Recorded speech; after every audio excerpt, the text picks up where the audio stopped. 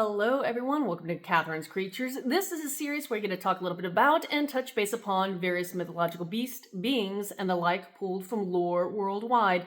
And I always like to preface by saying that I am not a linguist, so if I mispronounce anything, I do apologize in advance.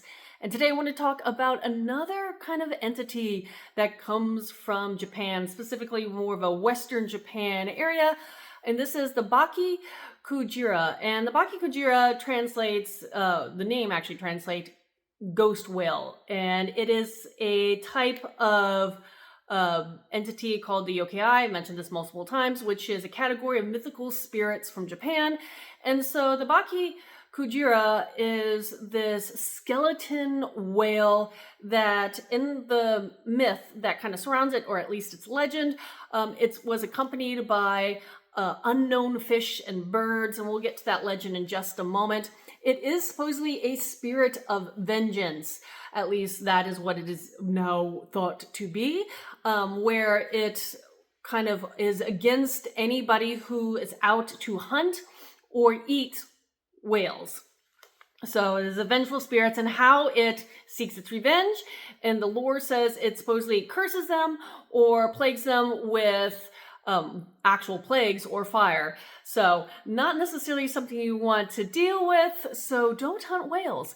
And it also has an alternative name, and this would be the Hone or Hon, I'm a little unsure which way you pronounce it, Hone Kujira, and this means bone whale. So be it the ghost whale or bone whale, it is this vengeful entity for those who hunt actual whales in the Sea of Japan, which was originally years and years and years and more days of antiquity known as the Sea of Whales. So there you go. Now, as far as the actual legend that caused this entity, this creature, to be something of interest and has inspired other things thereafter. Going to the legend, it was started in a location, Japan, and again, hopefully I pronounced this closely correctly, is Shimane Peninsula in the Izumo province.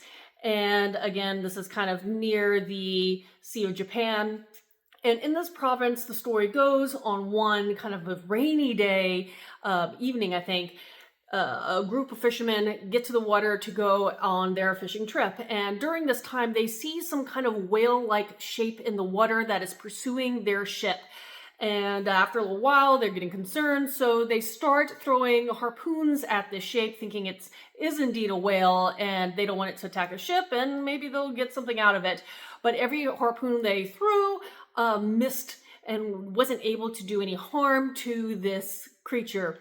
Well, after a little while, they were able to get a closer look at the whale in question and realize that, yes, it may be a whale, but the strangest thing about it was that it is entirely a skeleton of bones. There's not a bit of flesh or muscle or skin on this creature.